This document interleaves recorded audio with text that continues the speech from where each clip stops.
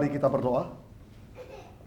Bapa di surga, kami berucap syukur dan bersyukur lagi karena kami ikut dibangkitkan sebagai jemaat Tuhan. Kami adalah orang berdosa yang juga ikut mati dalam salib Yesus Kristus yang sudah Tuhan kerjakan. Dan juga Tuhan sudah bangkit kembali, menyatakan Engkaulah ada Tuhan satu-satunya, Juru Selamat satu-satunya yang layak kami sembah. Kami berucap syukur untuk kebaktian pagi hari ini. Kami minta Tuhan pimpin kami lagi masuk dalam kebaktian ini, masuk dalam pemberian firman Tuhan, sehingga kami terus dibangkitkan sebagai jemaat Tuhan. Di dalam nama Tuhan Yesus Kristus kami berdoa. Amin. Silakan duduk Bapak sekalian. Hanya kekristenan saja yang klaim pendiri agama itu adalah Yesus Kristus yang bangkit pada akhirnya. Sebuah kekagetan dunia tidak pernah terpikirkan oleh manusia. Yesus yang dihina dan disalibkan itu, ternyata hari ketiga dia bangkit. Sebuah kuasa kebangkitan yang Tuhan nyatakan bahwa Yesus, dia sebagai manusia yang menderita, menanggung dosa manusia, dan dia juga dibangkitkan oleh Allah Bapa. Dialah Tuhan Yesus Kristus, Anak Allah yang hidup itu. Mari kita bersama-sama bernyanyi lagu nomor 2 yang mengklaim Yesus yang bangkit, kuasa maut yang menyerah, pintu surga terbuka, keselamatan kita yang sempurna. Mari kita mengangkat suara memuji dan bersukaria. Kristus bangkit, soraklah.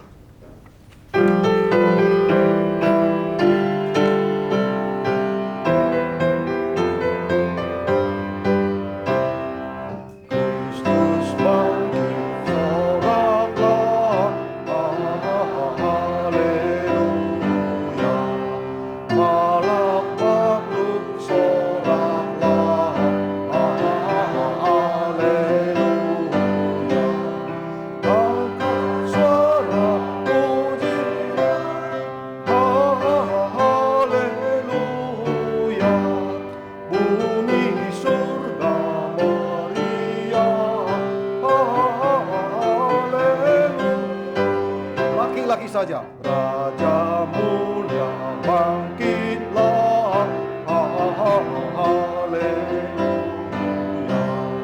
Jiwaku ditebusnya, haleluya. Bersama-sama. Di manakah, haleluya. Hai maut dan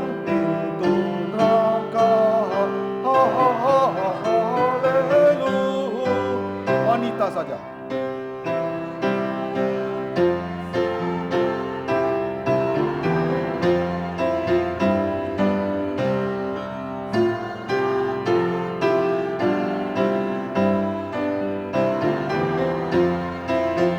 Bersama-sama. Kuasa maut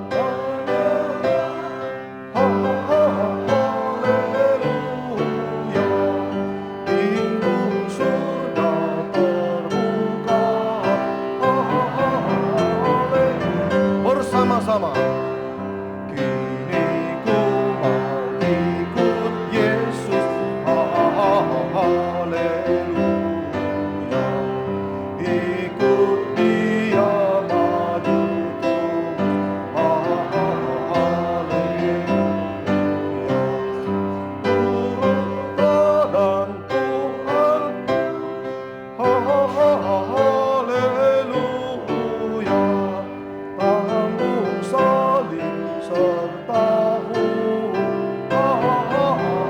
haleluya.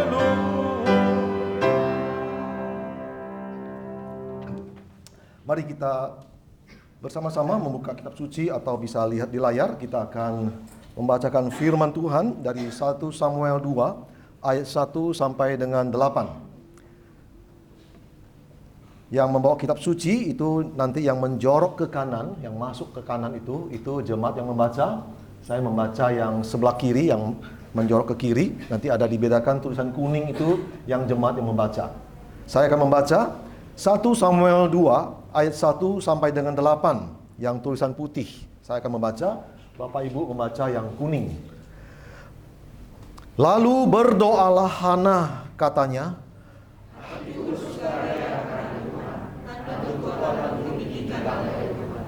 mulutku mencemoohkan musuhku. Tidak ada yang kudus seperti Tuhan.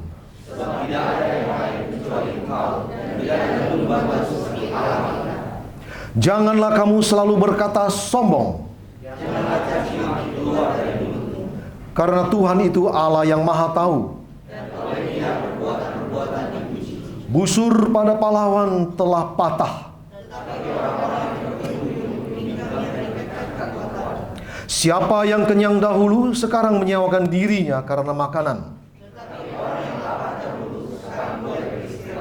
Bahkan orang yang mandul melahirkan 7 anak.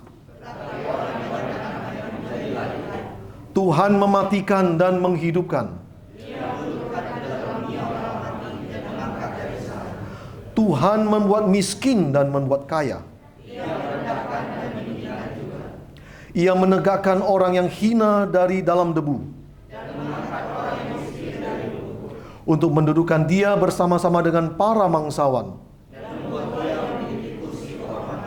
Sebab Tuhan mempunyai alas bumi. Demikian pembacaan firman Tuhan pada hari ini, dan kita akan meresponinya. Kita akan menyanyikan lagu nomor 3, Sucikan Hatiku.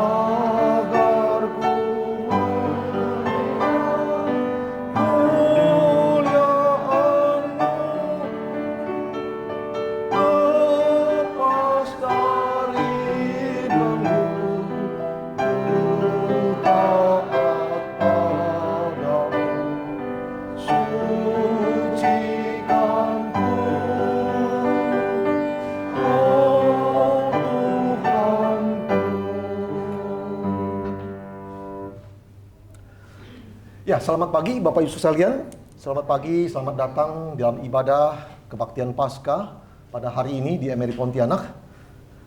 Kami menyambut Bapak Ibu sekalian untuk hadir ibadah di sini. Ada beberapa warta yang ingin kami sampaikan. Yang pertama, ada kebaktian yang besar sebenarnya, kebaktian yang terus dikerjakan oleh Pendeta Stephen Tong, khususnya pada Senin besok. Namanya KAPIN, Kebaktian Pembaruan Iman Nasional, ada di Pekanbaru. Bapak Ibu sekalian, kalau ada kesempatan memang pas ada di Pekanbaru, atau ada kenalan kita di Pekanbaru, silakan kasih tahu mereka ada kebaktian di situ. Ada kebaktian dari Pendengar Sventong, tempat dan jam tertera di situ. Di situ bisa kita mengecek siapa yang belum percaya Tuhan, segera dorong mereka, ajak mereka, dan juga orang-orang yang sama sekali belum pernah dengar firman Tuhan, melihat sosok pendeta, seorang pendeta hamba Tuhan yang tua, pada Sventong yang umur 83 masih terus berkhotbah. Ya, ini daya tarik yang Tuhan berikan supaya Injil Tuhan bisa diberitakan dan orang-orang bisa mendengar Injil Tuhan. Yang kedua, ada persekutuan doa STEMI setiap bulan. Itu ada satu kali kita ikut dalam persekutuan doa STEMI. STEMI itu adalah wadah pendeta Stephen Tong yang non gereja, yaitu satu wadah pelayanan yang dimana ini menjadi berkat bagi banyak daerah dan dunia juga. Jadi hari esok juga pukul 7 malam kita juga akan relaykan di sini juga, karena setiap cabang kita diharapkan bisa mengikut persekutuan doa bersama ini, dan juga jemaat yang ikut hadir ya kami persilakan. Dan juga yang ketiga, ada satu pembinaan doktrinal yang terus dikerjakan juga setiap 3 bulan mestinya. Jadi ini ada seminar seperti kuliah massal sepanjang hari. Jadi intensif dari jam 8 sampai selesai. Biasanya sampai jam 4 atau jam 4 lebih.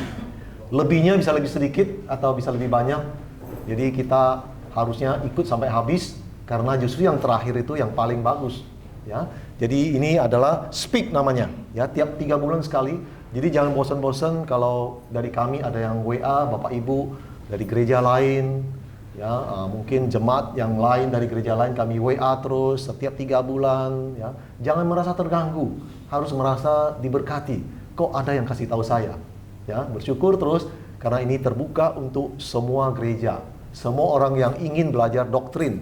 Doktrin kali ini adalah doktrin manusia dan dosa. Jadi silakan daftar. Brosur secara massal belum dikeluarkan karena kita banyak acara bulan ini, dan mungkin minggu depan baru ada brosur yang bisa dipakai. Kalau untuk soft copy sudah ada, jadi kami bisa salurkan, kirimkan WA soft copy, dan juga posternya mestinya sudah ada, cuma belum sempat ditempel. Ini masih fresh, ya. Jadi silakan catat ini sepanjang hari, bisa ajak khususnya anak muda, pemuda, mahasiswa, ya. Ini hari Sabtu. Ada biaya saudara, biaya 75.000 yang di sini, yang di cabang karena di relay. Kemudian untuk mahasiswa hanya 40.000. Siswa SMA boleh ikut, ya, karena mereka mulai mau belajar. Saudara sekalian, harap jangan salah baca brosurnya. Setiap kali saya baca mungkin hanya kota ini saja, maafkan ya. Biaya pengganti, bukan berarti datang di sini kami ganti biaya, bukan itu. Biaya pengganti maksudnya kami siapkan makan siang. Jadi biaya ini bukan untuk kami tutup biaya, bukan. Biaya ini untuk pengganti, ada makan siangnya. Jadi silakan Bapak Ibu sekalian bisa daftarkan hari ini, ataupun nanti kami juga akan ingatkan lagi. Yang ketiga adalah jangan lupa juga hari besok Senin pukul 6.30 kita juga kebagian berkat, yang adalah seminar yang akan dipimpin oleh Pendeta Aiter. Di tempat ini juga ada seminar yang menarik sekali. Iblis juga ikut membunuh Yesus. Ya, silakan ini boleh ajak kenalan kita, boleh hadir bersama-sama kita di sini. Baik, itu saja. Kemudian terakhir adalah ada jadwal ibadah. Ini adalah jadwal yang kami tayangkan biasanya di awal, sekarang di tengah-tengah kami tayangkan karena untuk mengingatkan. Ya, karena Jumat kemarin ibadah pukul 9. Jemaat kadang-kadang bingung, ini jemaat apa nanti ibadah jam 9 atau jam 9.30, ya. Mulai minggu depan sudah, mulai minggu sebenarnya 9.30 kita ibadah tetap itu hari Minggu 9.30. Kecuali ada event khusus kita bisa jam 9 dan biasanya ada pemberitahuan. Kita seperti biasa ada persekutuan doa hari Sabtu, kemudian hari Minggu kita ada sekolah minggu, ada yang siang, ada yang sore, dan juga ada persekutuan remaja.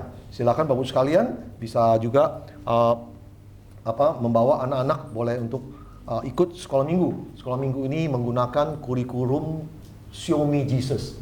Ini kurikulum dalam sejarah sepanjang ini so far yang the best sejauh ini. Ya, kami pakai ini dan itu kurikulum yang baik sekali. Semua itu sudah diatur, pengajaran, porsi makanan rohani buat anak-anak pun diatur. Porsinya tidak terlalu banyak, pas buat mereka. Lagu-lagu juga pas untuk mereka. Semuanya pas untuk kebutuhan mereka. Ya, itu saja pengumuman ini. Mari Bapak sekalian kita mau mempersiapkan hati kita. Kita akan berdoa syafaat. Saya ajak Bapak Ibu sekalian untuk bangkit berdiri. Kita menyanyikan lagu nomor 3, bait pertama saja.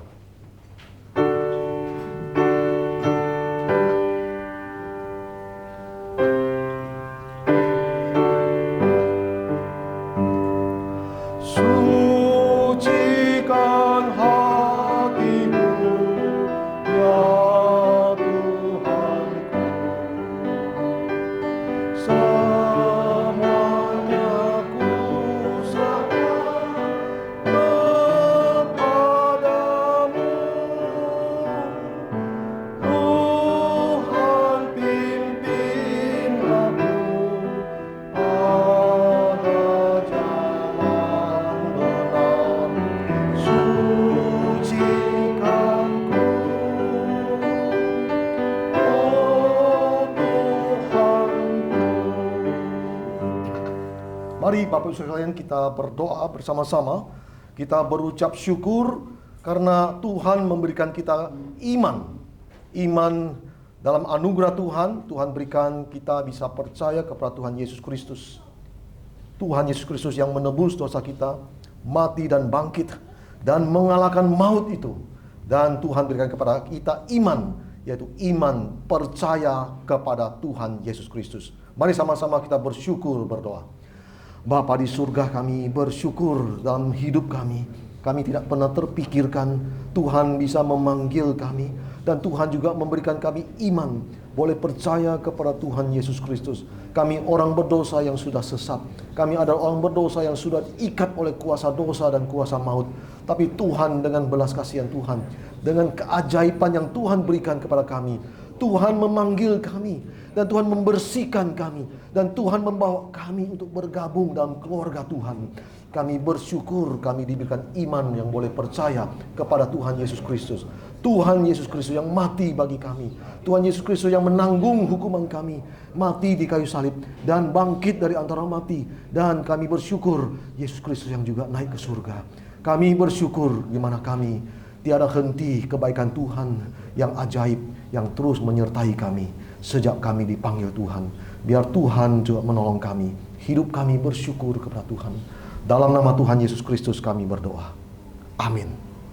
Yang kedua, mari sama-sama kita berdoa untuk kota Pontianak khususnya. Banyak orang-orang yang sudah mendengar Injil. Banyak orang-orang mendengar firman Tuhan. Mungkin di masa sekolah, mungkin di tempat kerja mereka, mungkin di tempat ranjang rumah sakit menjelang maut. Mari kita berdoa orang-orang yang masih belum mau menyerahkan diri. Mari kita minta belas kasihan Tuhan. Firman Tuhan menggerakkan orang itu untuk boleh bertobat, untuk boleh menyerahkan diri kepada Tuhan dan percaya kepada Tuhan Yesus Kristus. Minta belas kasihan Tuhan. Orang-orang yang mengeraskan hatinya, Tuhan lunakkan hatinya. Mari kita minta belas kasihan memakai kita untuk terus memberitakan firman Tuhan, Injil yang terus diberitakan kepada orang-orang belum percaya Tuhan. Mari sama-sama kita berdoa, buka suara. Bapa di surga, kami juga berdoa Tuhan, khususnya dalam kota Pontianak ini.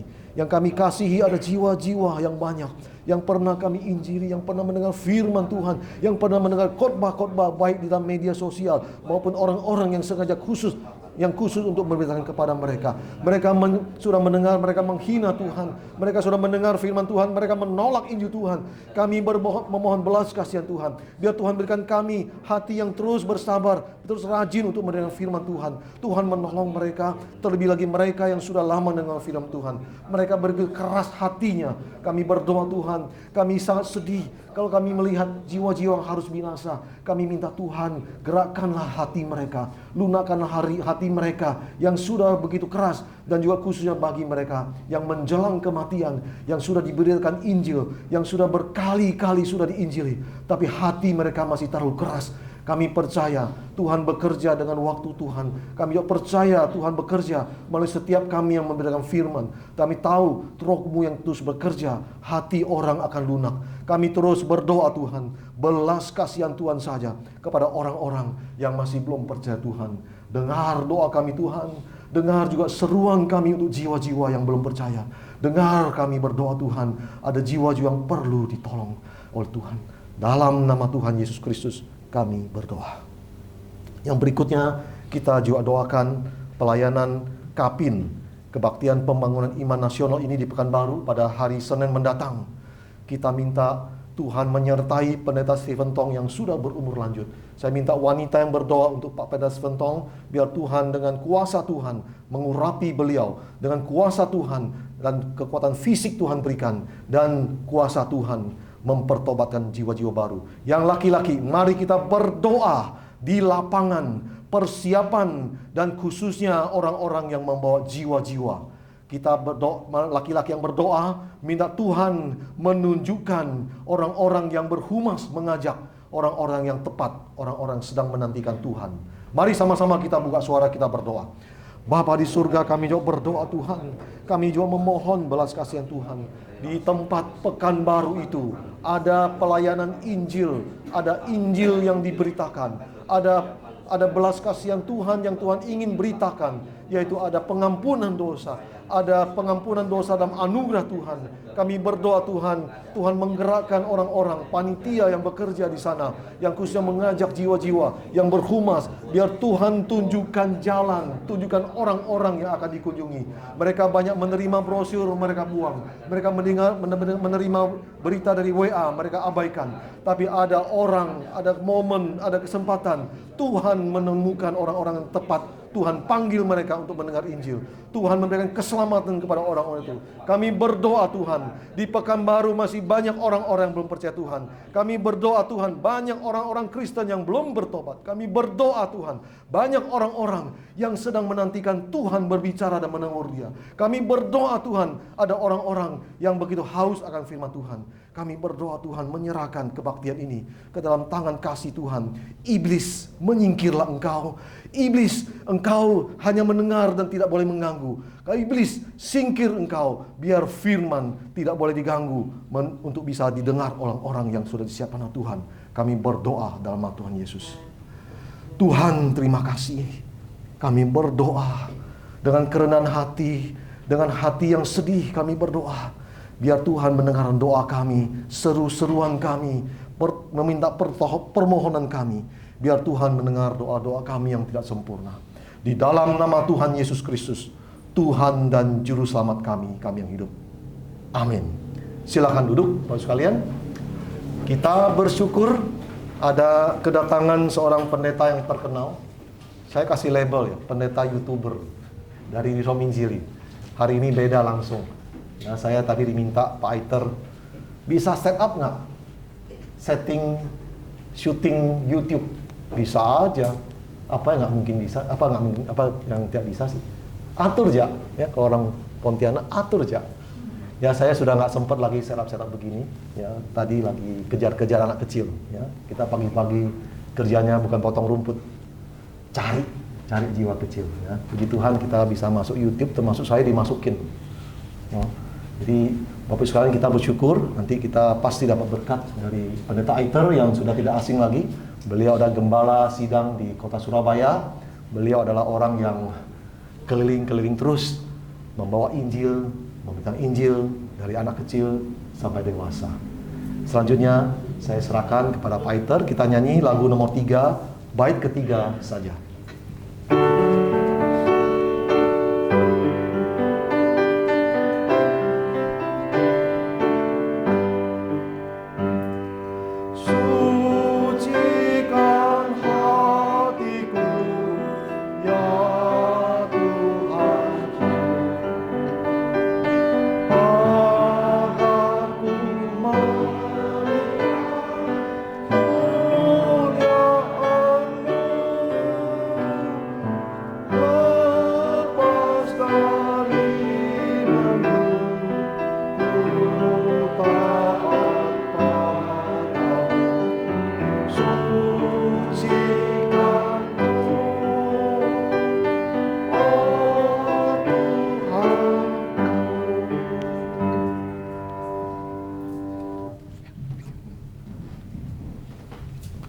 Hari ini saya kameramen selesai. Saya tadi pagi saya cek ke YouTube, adakah channel dari Emery Pontianak? Ternyata tidak ada di YouTube. Terus saya kontak, bisa nggak dibuat di live kan di YouTube? Terus katanya bisa, tapi tidak ada alat. Maka saya bilang gini, saya rekam pakai kamera saya, ini hasilnya akan tajam. Lalu MRI Pontianak baru create account dan nanti aktif baru 24 jam. Sehingga nanti besok baru akan masuk ke dalam YouTube-nya. Terus tadi saya bilang ke Pak Jun, masukin ke YouTube, nanti orang tidak datang ke kebaktian kita. Nah itu mitos, saudara ya. Kenapa? Saya sudah membuktikan. Karena kalau orang itu tidak mau ke gereja, kita buka gereja di samping dia, tetap tidak datang. Lalu saya berkata, 5 orang kalau kita live-kan dia tidak mau datang ke kita, tidak usah khawatir, karena nanti beratus-ratus orang akan lihat di YouTube kita. Amin. Terus saya bilang ke Pak Jun, Pontianak sudah terlambat. Dia bilang belum. Rohani sekali dia. Masa COVID mesti sudah harus live. Kami selama masa COVID sampai hari ini, akhirnya kami terus live-kan. Saya buat PA, saya live-kan. Orang tidak mau datang, dia yang rugi, tetapi orang di luar GRII, mereka yang dapat berkat luar biasa. Kita kalau lihat speak, nanti yang ikut justru dari orang luar. Orang dalam tuh malas, saudara. Pak Tong kebaktian minggu dia live-kan. Apakah kebaktian pusat berkurang? Pasti ada orang yang pikir saya mau online saja. Tetapi di luar orang yang jemaat kita, yang nonton khotbah Pak Tong beribu-ribu. Pilih yang mana? Demi berapa puluh orang kita tidak live-kan. Tapi kita hilang beribu-ribu orang. Ini yang saya rubah konsep. Dia mau datang-datang, tidak mau ya sudah. Biar orang yang dapat berkat. Lalu kadang-kadang kita pikir kita GR sekali ya. Emangnya kalau kita pakai YouTube, dia tidak akan datang. Lalu kalau tidak pakai YouTube, dia akan datang? Belum tentu, saudara. Kalau dia tidak suka hamba Tuhannya, tetap tidak datang. Kita jemput dia pun tidak datang. Maka kita harus kerjakan sesuatu untuk orang luar. Nah ini yang kami kerjakan bertahun-tahun. Dan saya sendiri selalu bawa kamera, lalu saya edit sendiri. Maka saudara lihat, ini saya pakai mic yang langsung ke handycam saya. Terus piano bagaimana, karena di sini semua belum ada alat-alatnya, belum ada kabel penghubung, belum ada rekam MP3. Saya kasih satu mic di piano, sehingga tadi nyanyi semua masuk. Nah memang suaranya masih belum bisa sempurna karena tidak melalui mixer. Biasanya saya akan edit semua. Suara saya edit, noise saya akan edit, bunyi-bunyi berisik saya akan edit, suara anak kecil akan saya hilangkan semua.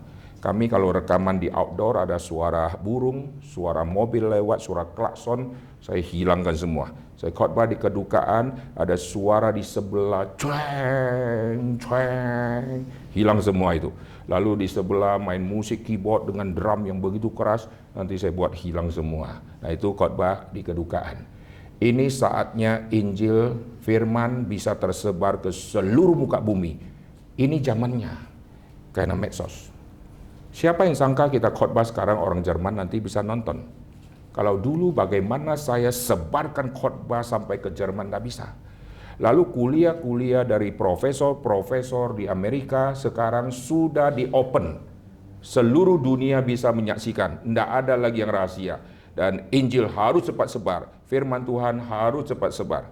Kemarin kami sempat bicara sama Pak Jun di tempat di mana saya tinggal, di situ kami makan pagi, lalu saya berkata, kalau Tuhan kasih hamba Tuhan firman, itu pasti untuk semua, bukan untuk sekelompok orang yang hari itu dengar. Contoh, saya kalau ngajar sekolah minggu saya ada 7 orang, saya malamnya bergumul, Tuhan apa yang harus saya sampaikan. Tuhan kasih firman, Tuhan kasih pengertian, akhirnya saya catat-catat lalu saya khotbahkan. Setelah khotbahkan, 7 anak sebagian nanti minggu depan sudah hilang, lupa semua. Maka 7 anak yang sudah dengar, bagaimana saya pikir nanti ada 100 atau 200 orang juga bisa dengar. Itulah caranya di-upload ke YouTube. Tidak ada cara lain. Maka khotbah-khotbah kami rekam dan kami akan masukkan ke YouTube semuanya. Cuma kalau saya edit itu sangat makan waktu karena edit per suku kata. Karena kadang-kadang noise terlalu banyak dan saya sudah edit, saya masukin ke Spotify. Karena kalau orang setir mobil, kalau suaranya tidak enak, langsung dia akan skip, ganti lagu yang lain atau khotbah yang lain yang sudah enak didengar di kuping. Karena di mobil yang mewah, itu suara berisik kecil saja akan terdengar jelas. Nah, ini yang membuat saya setengah mati antara biarkan noise-nya sama bersihkan noise-nya. Akhirnya saya ambil keputusan, saya bersihkan. Akhirnya lama waktunya untuk satu khotbah. Nah, harap ini menjadi contoh. Saya sudah rekam, nanti saya akan bantu upload di YouTube sehingga nanti setelah 24 jam channel MRI Pontianak kalau sudah hidup ini nanti bisa disaksikan, dan harap munculkan. Gereja-gereja yang lain yang banyak doktrinnya aneh-aneh, mereka upload ke YouTube. Lalu gereja yang benar-benar itu juga upload ke YouTube. Dan semua gereja-gereja besar satu persatu sudah upload ke YouTube. Dari situlah mereka tahu ada keberadaan gereja itu. Kalau tidak, MRI Pontianak tidak akan diketahui. Kemarin saya kasih tahu Pak Jun, selama masa pandemi, seluruh gereja kekurangan uang. Kami kelebihan uang banyaknya luar biasa. Ber-MM yang masuk terus ke rekening kami. Melalui apa? Kami tidak kenal siapapun, kami sampaikan firman, mereka dapat berkat, mereka kasih persembahan. Waktu tim asikasi kita mau gerak, saya buat kelas PA, kumpulkan dana di dalam kelas PA, terkumpul 1 miliar lebih, saya kirim ke tim asikasi untuk pelayanan di tim asikasi. Waktu kami mau bangun gereja, saya share. Sekarang yang masuk ke kas gereja sudah sangat banyak, tetapi masih kurang. Semua dari yang kita tidak pernah sangka, banyak orang majus yang ada di luar. Tetapi bukan kita upload supaya dapat uang, tidak. Kalau kita sudah memberi mereka makan rohani yang baik, mereka waktu tahu kita punya kebutuhan, dia akan mendukung kita, sehingga kita tidak pernah kekurangan. Kami masih bisa membantu pembangunan di cabang-cabang yang lain ber-MMM. Kami kas nggak pernah minus. Pada kami jemaat tidak banyak, saudara. Harapin persembahan dari jemaat tidak mungkin, karena jemaat terlalu sedikit. Tetapi dengan kita menjadi berkat bagi kerajaan Allah akan memperhatikan kita yang kecil ini. Amin. Jangan khawatir, kalau kita sudah live 5 orang, 10 orang tidak datang, tapi Tuhan munculkan beratus-ratus orang. Untuk satu channel menjadi kuat, itu perlu bertahun-tahun, karena kita uploadnya khotbah. Kita bukan uploadnya kuliner, uploadnya kucing pacaran sama anjing, nah itu bisa 1 miliar, 1 juta yang nonton nanti ya. Lalu ada artis yang akhirnya mau cerai, lalu nanti itu buat di short di TikTok, itu bisa berjuta-juta yang nonton. Kita khotbah tidak banyak. Saya punya channel, saya create sendiri, itu subscribernya 13.000 lebih. Gary Citra punya subscriber sudah 10.000 lebih. Nah, untuk capai 1.000 ini perlu waktu, maka mesti mulai sekarang, jangan terlambat lagi. Karena itu mestinya sudah dimulai dari masa pandemi. Karena waktu pandemi, mereka mencari-cari hiburan. Kalau tidak nonton YouTube, mereka akan lihat Facebook, lalu drakor. Waktu lihat di YouTube, mereka akan lihat, loh, kok ada channel siapa ini yang live? Oh, gereja mana? Dan dia akan mulai tahu. Akhirnya keberadaan Reform akan diketahui di seluruh dunia. Amin. Kemarin waktu kita acara di gereja lain, ada jemaat di sini tanya orang yang hadir, tahu ada MRI? Saya tanya kenapa? Karena ada orang di Ponti tidak tahu ada MRI Ponti. Ini mesti buat live kan. Amin. Ya Pak Jun ya, berani ya, buat live kan, nggak usah khawatir. Saya terus buat live kan. Nah, akhirnya jadi berkat besar. Oke. Nah, hari ini saya akan menyampaikan firman Tuhan mengenai batu hidup di dalam batu kubur. Mari kita berdoa. Bapa di dalam surga, kami berterima kasih untuk pertolongan Tuhan bagi setiap kami. Kami mohon sekali lagi Tuhan membimbing setiap kami, dan Tuhan membuka wawasan kami, dan Tuhan menolong setiap kami untuk kami menjadi berkat kepada lebih banyak lagi orang. Biar apa yang kami terima, itu juga yang harus orang banyak terima. Jikalau Tuhan mengkuatkan kami akan mengkuatkan saudara-saudara kami yang lain, seperti Yesus mengingatkan Simon jikalau engkau sudah insaf, kuatkanlah saudara-saudaramu. Tuhan, pakailah wadah GRII di tempat ini untuk menguatkan seluruh saudara-saudara, seluruh domba-domba Tuhan yang tersebar sampai ke ujung bumi, yang kami tidak mungkin berkunjung melayani mereka secara fisik, tetapi mereka bisa mendapatkan apa yang kami dapatkan di tempat ini. Tuhan berkati biar firman Tuhan terus bisa tersebar dan Injil bisa terus melebar sampai ke ujung bumi. Pakailah hamba-Mu di dalam menyampaikan firman di hari Paskah ini. Tuhan, beri kami kebangunan. Dalam nama Tuhan Yesus, kami berdoa. Amin. Oke, kita akan melihat di dalam kitab 1 Petrus. Coba perhatikan di rekaman itu gerak-gerak. Itu dua-duanya gerak ya. Betul ya, gerak ya. Oke. Itu tanda ini masuk sama yang mic di situ ada masuk ya. Oke, kita akan lihat di 1 Petrus di pasal yang kedua. 1 Petrus pasal yang kedua, nanti saya akan bahas ayat-ayat lain, tetapi saya tidak bacakan, saya hanya langsung sebutkan. 1 Petrus pasal yang kedua dari ayat yang keempat sampai ayat yang ke-8. Oke. Kita akan membaca ayat ini sama-sama. 1 Petrus pasal 2 ayat 4 sampai ayat ke-8. Di sini muncul banyak istilah tentang batu. Dan datanglah kepadanya batu yang hidup itu. Semua? Yang memang dibuang oleh manusia, tetapi yang dipilih dan dihormati di hadirat Allah. Dan biarlah kamu juga dipergunakan sebagai batu hidup untuk pembangunan suatu rumah rohani, bagi suatu imamat kudus, untuk mempersembahkan persembahan rohani yang karena Yesus Kristus berkenan kepada Allah.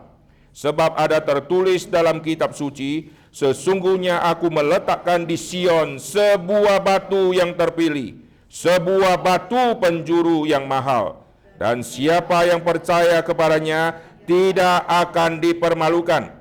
Karena itu bagi kamu yang percaya ia mahal, tetapi bagi mereka yang tidak percaya, batu yang telah dibuang oleh tukang-tukang bangunan telah menjadi batu penjuru, juga telah menjadi batu sentuhan dan suatu batu sandungan.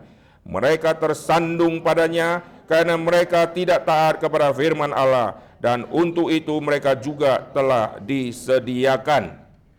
Tema batu muncul di dalam kitab suci menjadi satu tema yang sangat-sangat penting sampai nanti penggenapan tema dari semua tema batu yang terpenting.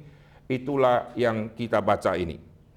Di dalam perjanjian lama kita melihat orang-orang dirikan mezbah atau altar, mereka mengambil batu-batu. Jadi batu adalah sarana yang dipakai, lalu mereka akan tumpuk-tumpuk menjadi satu timbunan, lalu akhirnya nanti mereka akan mempersembahkan korban di atas ketinggian batu itu. Jadi batu dipakai untuk hal ibadah. Lalu batu juga dipakai sebagai tanda waktu ada ikatan perjanjian. Yakub sama Laban, waktu Laban mengejar, nanti di dalam cerita itu akan berakhir di happy ending, yaitu akan didirikan satu tugu dengan menyusun batu-batu dan disebut inilah batu atau tugu kesaksian. Jadi nanti setiap kali kalau lewat daerah itu, maka akan mengingat perjanjian antara Laban dan Yakub yang sudah ditegakkan, yaitu kita sudah berdamai, kaflingku di sini, kaflingmu di tempat yang lain. Maka tugu itu menjadi tugu peringatan. Dan tugu-tugu seperti itu akan terus muncul di dalam kitab suci. Setiap kali nanti ada ibadah, ada mezbah yang dirikan, maka akan ditumpuk-tumpuk batu-batu untuk ibadah. Lalu nanti penyeberangan laut Tebrau, lalu batu-batu juga akan bersignifikansi yang sangat-sangat penting. Lalu Tuhan memerintahkan, jikalau kamu mendirikan mezbah, kalau kau pakai batu, tidak boleh batu yang sudah kena pahat. Tuhan minta yang orisinil, yang belum pernah dipahat. Karena zaman dulu orang membuat ilah-ilah itu dari batu yang dipahat. Tuhan mau yang belum pernah dikerjain oleh manusia, sehingga tidak ada jasa manusia. Ini murni ciptaan Tuhan yang orisinil dari alam. Dulu waktu peletakan batu pertama di Reform di Surabaya, dan peletakan batu di tempat-tempat yang lain, termasuk di Kebun Jeruk, Pak Tong bilang, saya mau batu asli. Kita tidak tahu, kita kasih batu yang biasa, diomelin saudara. Saya mau batu kali, jangan batu bata, karena batu bata sudah dibuat orang. Saya tidak mau batu apung, saya mau batu kali yang kokoh dan kuatnya luar biasa, sebagai satu batu pertama, yaitu peletakan batu pertama untuk nanti pembangunan rumah Tuhan. Lalu Pak Tong sering berkata, jangan ada orang yang keluarkan batu ini. Dan batu ini sudah tertanam. Ini sebagai bukti pembangunan akan dilaksanakan. Jadi pakai batu yang orisinil. Lalu batu juga bisa dipakai untuk menjadi alat penghakim untuk mematikan orang. Jikalau orang itu kedapatan melakukan dosa pelanggaran, lempar batu dia sampai mati. Dan batu terus muncul di dalam kitab suci. Dan di dalam kitab Mazmur Daud, Tuhan adalah gunung batuku. Kenapa bisa muncul tema-tema seperti ini? Karena di Israel, kalau saudara perhatikan, mereka yang ada di tengah-tengah bangsa-bangsa yang akan menyerang, maka kesulitan mereka adalah mempertahankan militer mereka, lalu menjaga keamanan mereka, lalu kalau jumlah pasukan tidak banyak, menghadapi serangan musuh yang begitu banyak, kita perlu ada benteng perlindungan. Kalau benteng perlindungan saya bangun dari tembok, saya perlu dana dan waktu yang sangat panjang untuk mengambil batu dan mendirikan tembok. Maka benteng-benteng di dalam zaman dulu yang tidak perlu dibangun, salah satunya padang gurun. Kalau saya punya negeri dikelilingi oleh padang gurun menjadi benteng untuk nanti keamanan dari negeri saya. Karena kalau musuh datang menyerang, dia harus bawa kendaraan yang bisa lewat padang gurun. Dia harus bawa pasukan yang siap haus, dia harus bawa alat minuman, masak, dan yang lain-lain. Karena menghadapi padang gurun yang anginnya tidak bisa kita prediksi, sebentar angin bisa kencang, sebentar angin tidak ada. Dan waktu angin sudah kencang, mereka yang jalan akan setengah mati. Dan satu-satunya binatang yang bisa berjalan di padang gurun hanya unta. Kenapa? Karena unta Tuhan cipta dengan kaki yang berbeda dengan semua kaki binatang yang lain. Binatang yang lain kalau injakkan kakinya di pasir padang gurun, pasti kakinya akan masuk sampai ke dalam-dalam dan akan susah ditarik. Lalu kuda sama, manusia sama, tetapi unta lain. Unta punya struktur kaki itu lain. Meskipun bisa masuk ke dalam, tetapi tidak seperti kaki kuda yang masuk ke dalam, lalu susah naik. Dan unta setelah injak, dia bisa injak dengan enak, saudara. Dan unta Tuhan cipta bisa menghasilkan air dari pungguk dia yang bulat itu. Itu isinya minyak yang dirubah nanti menjadi air. Dan dia punya mata beda dengan mata semua binatang. Dia punya mata, ada saringan debunya. Bulu-bulu begitu banyak. Kalau kita lihat film-film di padang gurun, orang-orang masuk ke sana pasti pakai kacamata kan? Kayak kacamata renang yang gede itu. Supaya apa? Kalau badai pasir datang, mata tidak rusak. Unta bagaimana matanya bisa bertahan kalau ada padang pasir yang begitu luas dengan badai yang begitu besar. Dia mau sembunyi kemana? Dia punya mata, ada bulu-bulu yang banyak. Itu adalah penghambat dari semua debu padang pasir untuk menyerang dia. Dan dia punya kulit, tahannya luar biasa. Dijemur tidak berubah jadi gosong. Kita punya kulit dijemur langsung bercak-bercak. Dia punya kulit dari dulu sama selama-lamanya, tidak gosong-gosong. Itu ajaibnya binatang onta. Dan binatang onta, binatang yang zaman dulu dipakai untuk peperangan. Nah, sekarang kita kembali, padang gurun menjadi benteng yang sangat kuat. Siapa yang sudah lemah, kalau dia pergi berperang, pasti akan jadi mayat di padang gurun.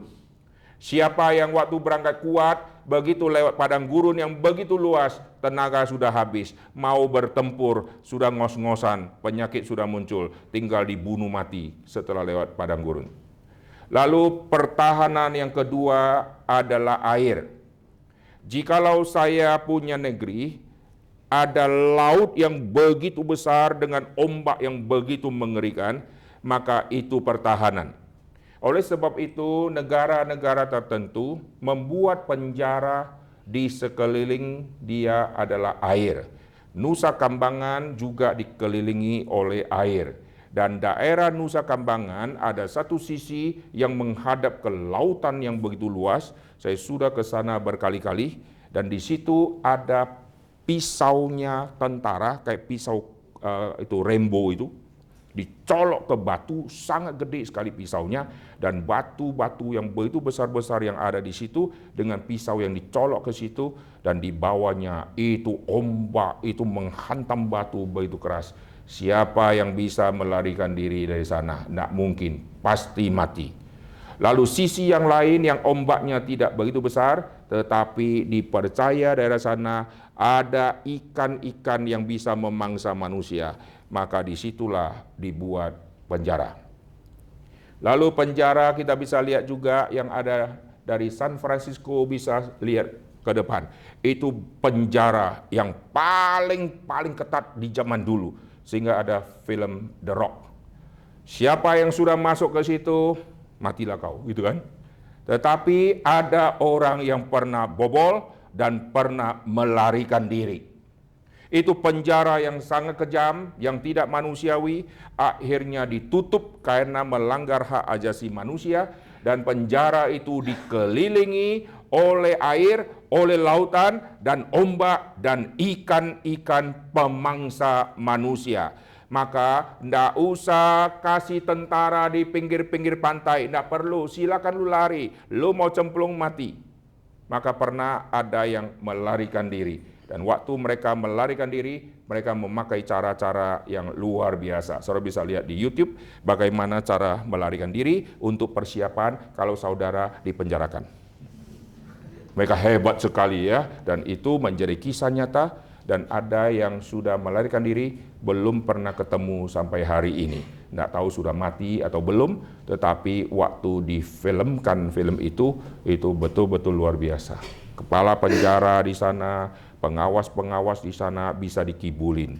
Dan setiap kira-kira 15 menit atau setengah jam ada petugas yang terus akan patroli. Dan sekarang tempat itu menjadi objek wisata. Oke, sekarang kita kembali, padang gurun jadi benteng. Kedua, air. Lalu ketiga, gunung dan bukit-bukit. Itu benteng. Kau mau serang kami, kiri kanan semua bukit-bukit yang terjal, maka silakan kau gempur kami akan aman. Lu mau datang dari negerimu, silakan lu datang. Setelah lu lewati padang gurun, lu akan manjat gunung. Tenagamu akan habis di situ. Sampai ke gunung itu tidak ada tumbuhan. Dan kau akan panas luar biasa dan haus dan lapar luar biasa. Setelah sampai ke atas gunung, kau turun gunung. Tenagamu semua sudah habis.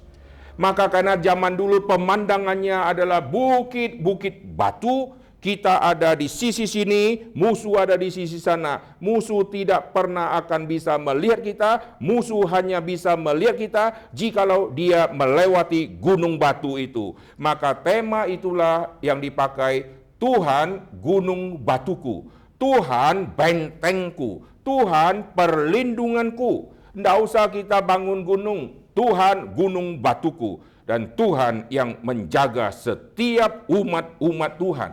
Maka tema batu menjadi tema yang sangat penting yang dimengerti oleh orang-orang Yahudi. Lalu di dalam Perjanjian Lama juga pernah menubuatkan mengenai akan munculnya yang disebut batu penjuru. Batu penjuru ini adalah batu yang hidup. Ini loncatan tema dari benda mati menjadi yang hidup. Korban di PL, korban binatang yang harus dimatikan, sampai ke PB menjadi korban yang hidup, yaitu Yesus yang hidup. Di dalam Alkitab ada kayu mati, di dalam Alkitab ada kayu hidup. Batu mati, batu benda yang keras, nanti akan dipakai menjadi tema batu yang hidup. Batu penjuru semuanya benda mati. Batu penjuru itu dipilih. Jadi jikalau saya mau membangun satu bangunan yang begitu besar, maka saya harus mencari batu-batu dan saya harus memilih di antara semua batu mana yang paling kuat untuk dijadikan batu penjuru. Batu penjuru adalah batu induk yang nanti dari sana seluruh tarikan tali pengukur akan ditarik. Contoh, jikalau posisi saya ini adalah posisi batu penjuru, maka nanti mereka akan membuat seperti cowakan paret kecil yang akan lurus ke derajat berapa, mereka akan atur sesuai dengan bangunannya. Maka nanti seluruh garis yang dibuat itu dimulai dari titik batu penjuru yang akan ditarik ke sana lalu dibuat cowakan. Nah, nanti semua cowakan yang berbentuk parit kecil, disitulah akan dikasih fondasi batu. Nanti semua batu-batu yang di atasnya akan mulai berdiri. Lalu di sisi yang lain berapa derajat akan ditarik lagi, akan dibuat cowakan dan parit lagi. Nanti akan semua tertuju kepada batu penjuru. Itu seperti kalau saudara berhenti di satu simpang. Misalnya di satu tikungan begini, saudara ada di hooknya, berdiri di hook. Tangan kanan jalan ke sana, tangan kiri jalan ke sana. Nah, semua arahnya pasti akan menuju ke titik tengah. Nah, inilah strategi yang agama yang lain pakai. Kalau saudara pergi ke daerah-daerah non-Kristen, setiap tikungan-tikungan di pelosok-pelosok, saudara menemukan tempat ibadah agama lain dibangun di situ. Sehingga dia menjadi pusat perhatian. Jalan dari sana ke sini, pasti lihat dia. Jalan dari sana ke sini, mau ke sana, lihat dia. Balik lagi, lihat dia. Balik ke sini lagi, lihat dia. Dan dia bangun di situ. Dulu dari daerah Toraja, Rantepau menuju ke Palopo, saya hitung semua tikungan yang ada tempat ibadah agama lain. Lebih dari 25. Dan mereka taruh di titik-titik strategis. Ruko ada berjejer panjang. Mana yang jadi eye-catching? Ruko ada 50 ruko. Yang jadi eye-catching yang mana? Yang hook. Karena hook, dia akan dapat parkir lebih luas. Maka hook selalu diambil, kalau tidak Indomaret, pasti bank. Sisa yang lain, gereja. Karena dapat parkirnya, dapat cowakan tanah lebihnya gitu kan. Itu yang akan menjadi sorotan. Orang kalau lihat seluruh ruko yang begitu panjang mukanya semua ruko sama, maka nanti tikungan dia akan ketemu hook dan rumah yang di hook akan menjadi patokan. Nanti kamu belok ya, itu loh, di simpang itu ada pelang. Pelang itu apa? Ada tulisan apa? Pelang itu selalu ditaruhnya dekat-dekat hook di situ. Dan dekat hook nanti ada rumah. Dan rumahnya kalau catnya lain, itu loh, yang rumahnya warna kuning, kau belok masuk pasti sudah dapat. Atau di samping rumah situ ada jalan, ada gapura yang warna hijau, kau masuk kau pasti akan tiba. Maka hook itu menjadi titik fokus yang sangat penting. Nah, di dalam satu bangunan, titik fokus adalah titik di mana batu penjuru akan ditanamkan, ditaruh di situ. Dan batu penjuru ini adalah batu yang mati. Nah, batu yang mati ini adalah batu yang nanti akan dipakai sebagai simbol bagaimana Kristus yang adalah batu yang keras itu. Yesus adalah batu yang dipilih, bukan manusia yang memilih. Manusia yang memilih itu tukang-tukang bangunan. Tukang bangunan lihat ini bagus, yang lain lihat tidak. Lalu semua mengatakan tidak, akhirnya buang karena sesuai dengan suara terbanyak. Tetapi kalau batu yang hidup itu dipilih oleh manusia, maka manusia tidak mungkin akan menentukan Yesus sebagai batu penjuru. Tetapi Bapa yang menetapkan Kristus untuk turun ke dalam dunia dan mati dan akan menarik semua orang datang kepada Kristus. Di dalam Alkitab dikatakan waktu Yesus ditinggikan, dia akan menarik semua orang datang kepadanya. Itu seperti semua tali pengukur itu harus diikatkan ke Kristus dan semua akan berfokus kepada dia. Dulu Pak Tong pernah mengatakan reform harus merebut semua mainstream. Jikalau mainstream sudah diambil aliran A, lalu reform adalah aliran yang tidak terdengar. Kita harus merebut mainstream. Kalimat itu saya gumulkan lama. Akhirnya saya mengerti. Kita harus merebut mainstream YouTube. Amin. Coba bayangkan. Kami, Kerta, Citra, dan channel saya seluruh khotbah kalau digabungkan. Dan saya masih ada ribuan khotbah yang belum saya sempat edit. Lalu seluruh khotbah di Kerta, Citra, dan channel saya itu sudah sangat banyak. Saudara cek sendiri, banyak sekali video-video kami masuki. Coba seandainya satu GRII ada 100 khotbah saja. Kita 72 cabang misalnya, 7.200 khotbah. Saudara browsing di YouTube, salah ketik pun muncul khotbah reform. Dia asal browsing pun muncul satu khotbah lagi. Tidak bisa lari. Apalagi kita terus upload satu MRI, GRI ada 200 khotbah. Orang tidak bisa lari, saudara. Kita ada khotbah apa? Guru sekolah minggu khotbahnya bagus, kita uploadkan.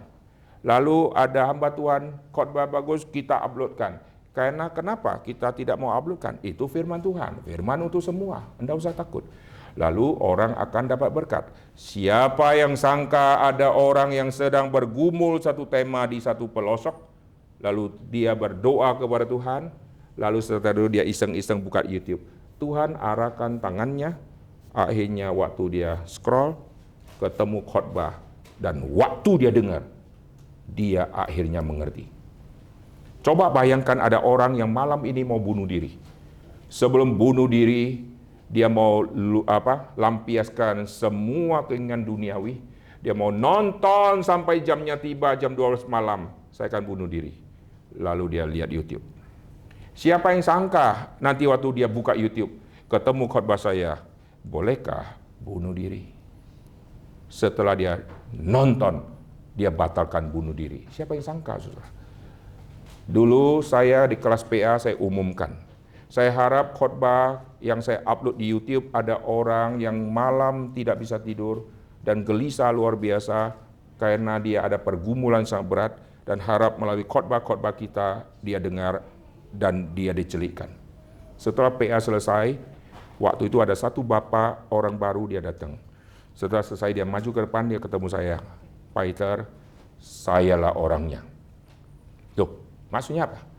Sayalah orangnya yang tadi Pak Peter katakan. Padahal saya nggak pernah kenal orang ini. Dia bilang gini, Pak, tadi malam saya susah tidur, saya bergumul, saya gelisah luar biasa. Dan waktu saya iseng-iseng browsing, saya lihat ada khotbah. Lalu saya dengar, siapa ini? Lalu dia lihat gereja, Surabaya. Dia datang dan dia ikut kelas PA. Itu setelah dia ikut, dia nggak tahu sudah ke kota mana. Dan dia berkata, sayalah orangnya.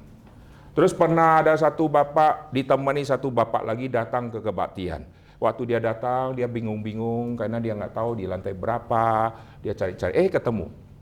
Saya sudah khotbah KU1, saya mau ke cabang yang lain di KU2, ketemu dia karena dia tidak tahu jam saya ada di cabang itu jam berapa. Lalu ketemu. Lalu ngobrol, aduh bersyukur bisa ketemu. Pak, saya mau ke cabang lain. Oh, jadi sekarang Bapak tidak khotbah lagi? Iya, saya khotbah ke cabang lain. Oh, iya. Terus dia bilang gini, Pak Peter, tadi malam saya tidur sama Pak Peter. Wih, porno sekali dia. Saya tidur sama Pak Peter. Maksudnya apa, Pak? Saya dengerin khotbah Pak Peter sebelum saya tidur. Jadi di ranjang saya sama Pak Peter. Dia buka di handphonenya, dia sambil dengar. Dan dia datang ke gereja, ketemu saya. Siapa yang sangka, saudara? Oke, sekarang kita kembali ya. Gereja Reform harus menjadi center yang sangat penting. Itulah doa dan pergumulan Pak Tong sejak dari dulu. Akhirnya terbukti, orang kalau mau dengar doktrin yang benar, kiblatnya nanti dia tanya, Reform pendapatnya apa ya?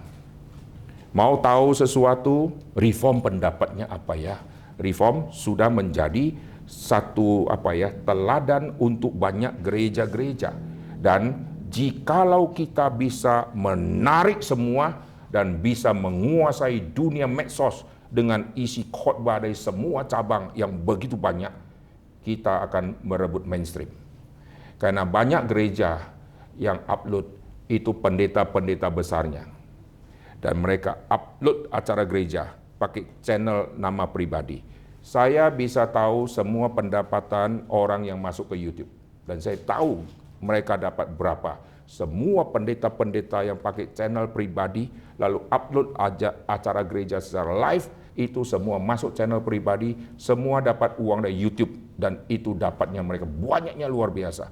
Saya tidak pernah live-kan acara gereja di channel pribadi saya.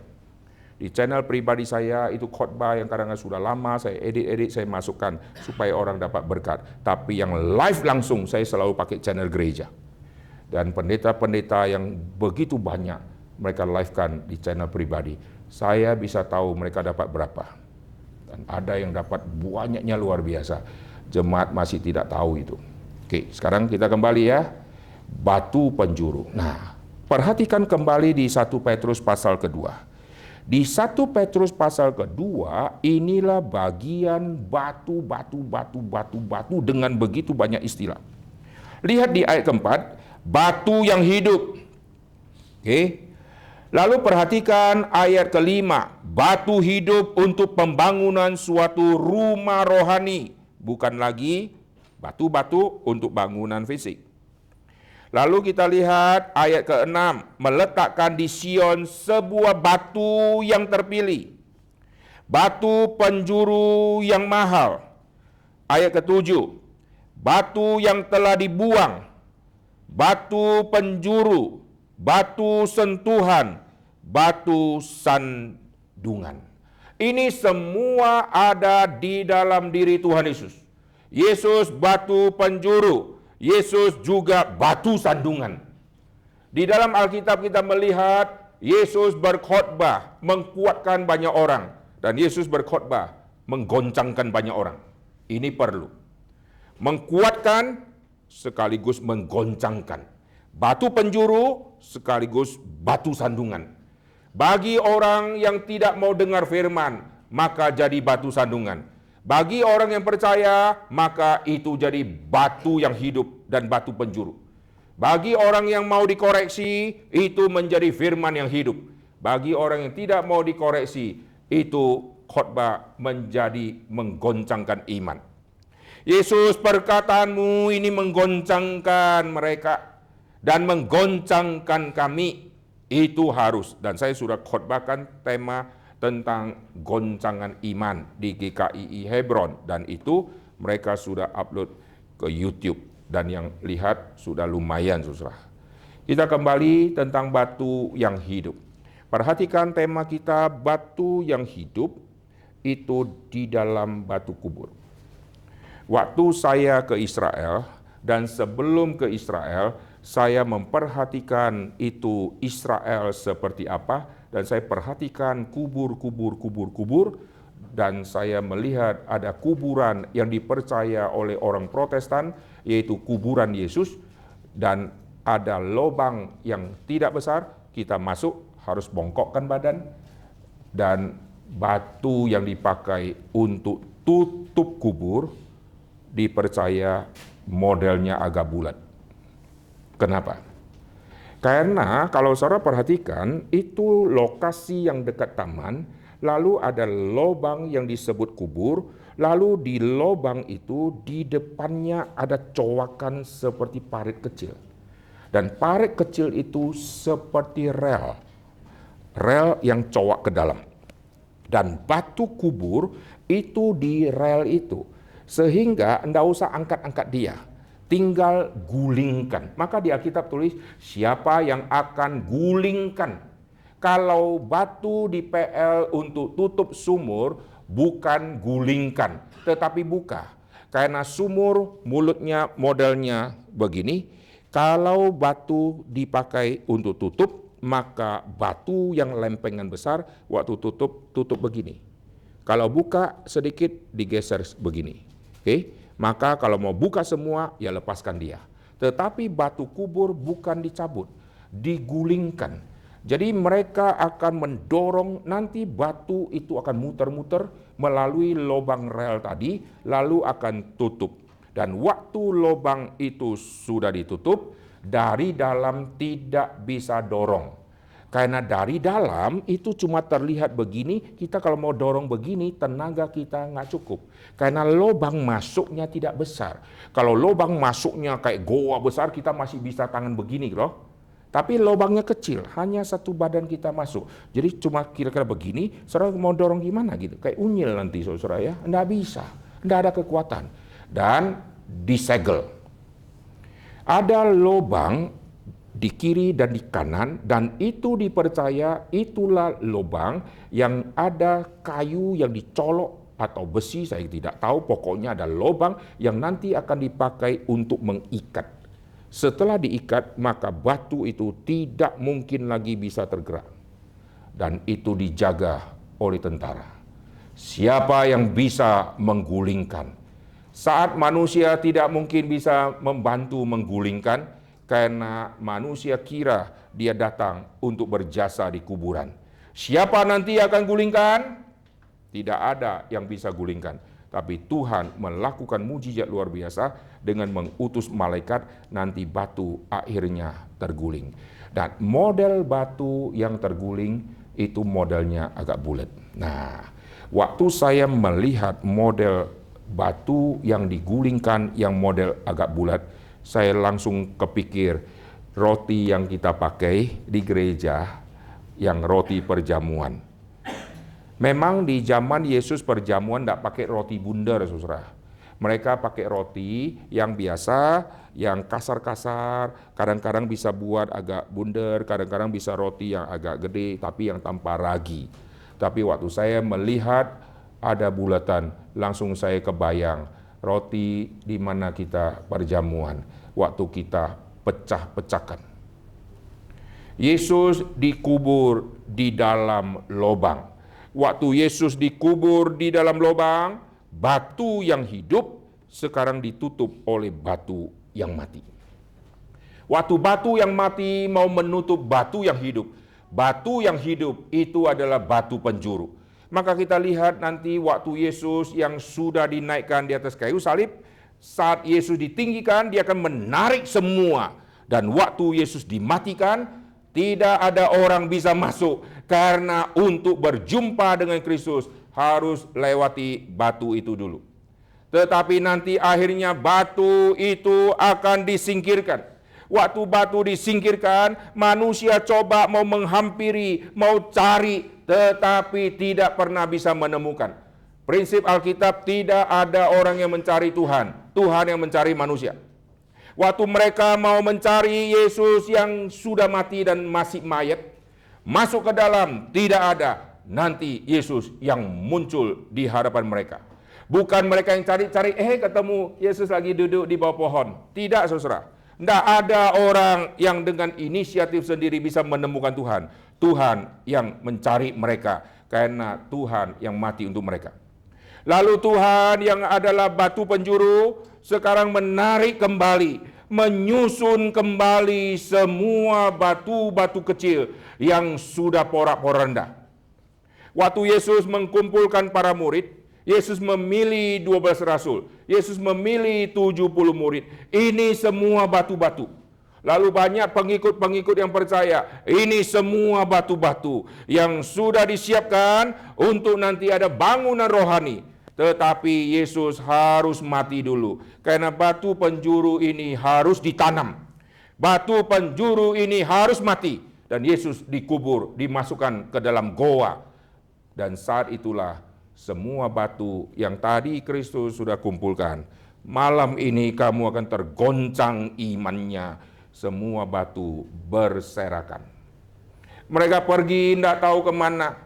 Maka waktu Yesus bangkit, Yesus mengkumpulkan semua batu-batu lagi. Maka Alkitab mencatat Yesus menampakkan diri kepada 500 orang sekaligus. Itulah batu-batu yang terserak-serak, yang sudah pergi ke kiri, ke kanan, pulang ke rumah, yang bersembunyi, sekarang dikumpulkan. Yesus menampakkan diri kepada mereka. Itulah batu-batu yang kelak akan disusun menjadi satu bangunan rohani yang sempurna. Tetapi sekarang mereka masih belum mengerti dan mereka masih tercerai-berai. Dan Yesus kumpulkan mereka. Jadi setelah Yesus bangkit, Yesus 40 hari mempunyai misi mencari kembali semua batu-batu itu. Dan setelah semua batu-batu itu dikumpulkan, apakah sudah selesai? Tidak, karena masih banyak domba-domba lain di luar kandang ini. Kalau saya rubah kalimat ini, masih banyak batu-batu lain di luar kerumunan kelompok batu sini. Batu-batu lain itu juga harus aku kumpulkan untuk nanti tersusun rapi dengan batu penjuru yang menjadi pusat. Ini tugas kita, saudara. Jikalau domba sudah dikembalikan, sudah puas? Tidak. Masih ada domba-domba lain yang di luar. Nah, batu yang hidup, ini batu yang keras sekaligus batu yang lemah lembut. Batu penjuru di zaman dulu adalah batu yang harus sangat keras. Maka Yesus sangat keras. Kerasnya kepada siapa? Kepada Farisi-Farisi, pemimpin-pemimpin agama yang tidak tobat. Tapi Yesus lembutnya luar biasa sama orang-orang yang najis dan yang berdosa. Perempuan yang berdosa, pulanglah. Jangan berbuat dosa lagi. Waktu orang-orang yang menangkap perempuan ini menawarkan memakai batu yang keras, Yesus yang adalah batu penjuru yang keras, tidak menggunakan kekerasan. Dan Yesus menggunakan kelembutan hatinya. Pulanglah dan jangan berbuat dosa lagi. Lalu mereka yang sudah ambil batu satu persatu akhirnya pergi. Nanti waktu Yesus berhadapan dengan pemimpin-pemimpin agama, Yesus memakai batu. Celakalah, celakalah. Kalimat Tuhan Yesus kerasnya luar biasa sampai orang Farisi bencinya luar biasa sama Tuhan Yesus. Usir, ancam, tidak takut. Mau bunuh, menyingkir. Sudah selesai, masuk lagi ke Yerusalem. Hari Paskah mestinya kabur. Dia tunjukkan diri di tengah-tengah kerumunan manusia. Dia masuk ke Yerusalem.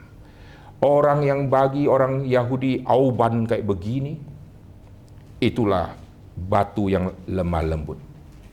Yesus datang dengan tidak memakai tentara, tidak memakai kuda perang dari Mesir, tetapi memakai keledai yang mukanya begitu lembut. Saudara kalau lihat ada binatang-binatang yang mukanya sangat friendly. Salah satunya itu keledai. Salah duanya kelinci. Kelinci mukanya kayak tak berdosa nih. Mukanya culun gitu loh, nggak ada kejahatan di dalamnya gitu ya. Bukan berarti kelinci bisa berbuat dosa. Coba lihat serigala. Waduh, serem. Ada binatang yang mukanya muka kasihan. Di internet ada kucing jenis tertentu yang mukanya itu loh, gemesin. Tapi ada kucing lain, lihatnya mau muntah kita. Jelek, udah kejam gitu ya. Ada binatang tertentu yang wajahnya itu friendly, sehingga menjadi binatang kesukaan anak-anak, lalu kesukaan orang dewasa. Tapi ada orang dewasa suka binatang yang makin jelek, makin serem, dan dia bangga, dia bawa yang terjelek untuk membuktikan dia ganteng, karena yang sampingan jeleknya minta ampun. Yang cewek bawa, wah membuktikan dia lebih cantik daripada binatang itu, maka dia bawa yang jeleknya ampun-ampun, saudara ya. Dan Yesus masuk ke Yerusalem dengan memakai keledai. Yesus dengan lemah lembut, pelan-pelan, tuk-tak, tuk-tak, tuk-tak, tuk-tak, lebih cepat jalan kaki daripada naik keledai. Apalagi kerumunan orang yang begitu banyak. Lebih enak kita jalan kaki nyelip-nyelip. Keledai tidak bisa nyelip-nyelip. Karena orang tidak akan kasih keledai. Tapi kalau orang mau lewat, minggir. Dia bisa selip. Kalau keledai bingung dia. Karena dia pendek. Dia tidak tahu berapa banyak di luar sana. Kalau orang dia bisa lihat, oh sana kosong, ke sana. Keledai tidak bisa. Itulah Tuhan Yesus. Batu yang hidup sekarang di dalam kuburan. Dan setelah itu batu yang hidup akan keluar dan tidak ada yang bisa menahan dia. Maka di Alkitab dikatakan alam maut tidak akan menahan dia. Mau tutup dengan batu, mau disegel, tidak mungkin akan menahan dia. Kuasa kebangkitan begitu luar biasa. Dan setelah Yesus bangkit, terbukti tidak pernah dicatat lagi ada orang Farisi menyusun rencana, menjebak dan menangkap. Padahal saat Yesus bangkit, itulah saat Yesus harus cepat dibunuh lagi. Saya kasih contoh. Saudara adalah polisi. Saudara tahu teroris yang begitu banyak di kota-kota kita sudah bunuh ribuan orang dan ada satu otak pelakunya. Dan otak pelakunya tadi malam saudara tangkap. Tadi pagi jam 4 dia kabur dari penjara. Lalu dia muncul di pinggir jalan lagi makan bakso. Saudara tangkap dia nggak? Tangkap dia.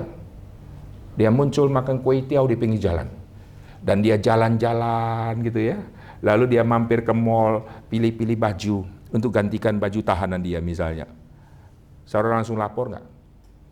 Pasti langsung kirim pasukan gempur gitu kan. Kirim sniper, suruh tiarap. Kenapa? Penjahat besar sekarang keluar. Yesus penjahat kelas kakap bagi orang Yahudi. Setelah dibunuh, sekarang keluar. Maka kalau penjahat ini keluar, akan menyesatkan lebih banyak lagi. Maka harus cepat-cepat tangkap. Tapi heran, 40 hari Yesus bebas untuk mengajar. Yesus bebas keliling-keliling, tidak ada satupun orang Farisi, mahkamah agama, imam-imam, tua-tua datang membuntuti Tuhan Yesus, kirim serdadu, tangkap Yesus dengan paksa, bunuh lagi kali kedua. Tidak ada, saudara. Dan tidak pernah dicatat selama 40 hari Yesus menampakkan diri, ada orang yang kerasukan setan. Saat itu seolah-olah hilang semua pengacau. Yesus bebas keluar, tidak ada lagi yang bom-bom tutin, tidak ada lagi mata-mata, dan tidak ada lagi serdadu-serdadu yang berkeliaran yang bisa menangkap Tuhan Yesus. Yesus leluasa, bisa menampakkan diri kepada 500 orang, berarti Yesus kumpulkan massa. Kumpulkan massa akan diciduk, saudara. Oh, Yesus kalau kasih lihat satu orang, oke, ini pribadi. Kasih lihat kepada Rasul, oke, ini kalangan sendiri. Tetapi kepada 500 orang, itu kan tidak mungkin di satu rumah kecil, betul nggak? Itu pasti di tempat umum. Kalau di tempat umum ada kerumunan, itu akan menarik perhatian serdadu, akan menarik perhatian dari Farisi-Farisi, dan murid-murid Farisi berkeliaran di banyak tempat, dan mereka akan mengadu, dan nanti Farisi mahkamah agama akan datang kembali dan akan menciduk Tuhan Yesus. Heran, waktu Yesus sudah mati, muncul semacam siasat. Kita harus kasih tahu ya, hati-hati ya. Kita harus jaga ya, deal ya, kompak ya. Sekarang kita jaga kuburannya. Karena jangan sampai nanti waktu dia bangkit, lalu ada alasan, ini memang sudah bangkit, padahal dicuri mayatnya oleh murid-muridnya. Oke, kita sepakat, deal. Oke, kita jaga ya, supaya membuktikan Yesus tidak bangkit. Ternyata Yesus bangkit. Maka karena Yesus bangkit, harus cepat-cepat masukkan lagi ke tempat yang terisolir, supaya Yesus tidak ketahuan dia bangkit. Tapi heran, 40 hari kebebasan Tuhan Yesus luar biasa.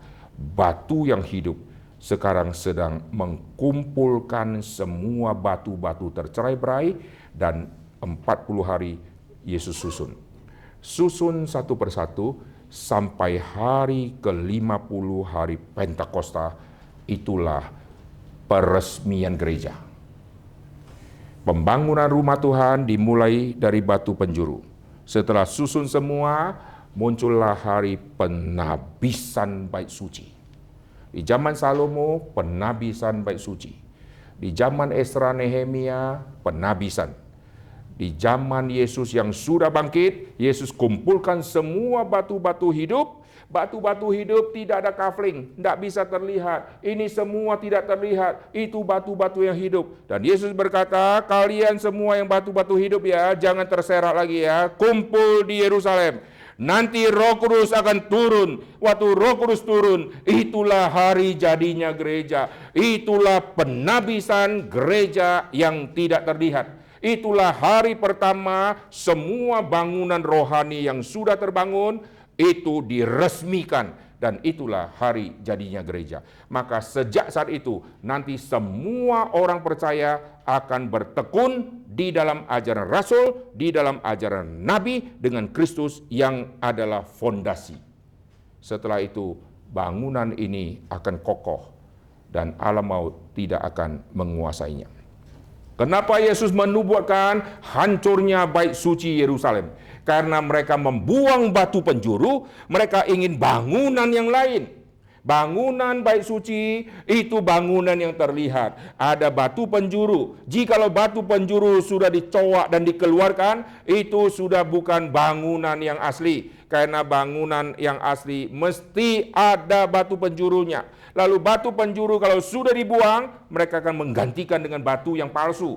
Dan itu sudah menjadi bangunan yang lain. Dan batu penjuru itu adalah fondasi. Jikalau fondasinya Kristus sudah dibuang, mereka masukkan fondasinya Taurat, maka Tuhan Yesus berkata, bangunan ini akan roboh. Dan waktu Yesus membicarakan kepada perempuan Samaria, akan tiba saatnya kamu menyembah Allah dalam roh dan kebenaran, itulah bangunan yang rohani. Dan saat itulah nanti kita akan melihat hari lepas hari, waktu sampai akhirnya Yesus sudah kumpulkan semua batu-batu rohani, maka Roh Kudus turun, hari jadinya gereja. Dan hari jadinya gereja, orang berkumpul tidak di bait suci. Orang yang berkumpul tidak di bait suci, mereka berkumpulnya di loteng. Loteng itu tempat perjamuan malam terakhir. Dan loteng itulah tempat Roh Kudus turun, saudara. Jadi loteng itu menjadi satu loteng yang sangat-sangat penting. Kalau orang ke Israel, pasti naik ke loteng itu untuk melihat suasana loteng itu. Karena dikasih tahu kira-kira inilah lotengnya. Nah, kita tidak tahu persis, tapi dipercaya itu lotengnya. Karena di sekitar sana yang mempunyai ruangan yang cukup besar cuma di rumah itu. Jadi semua mereka berkumpul tidak boleh tercerai-berai lagi, nanti Roh Kudus akan turun. Setelah Roh Kudus turun, mereka akan menyebar. Nah, lihat ya, batu-batu ini bukan tercerai-berai. Sekarang mereka menyebar karena diutus. Tadi tercerai-berai karena goncangan iman.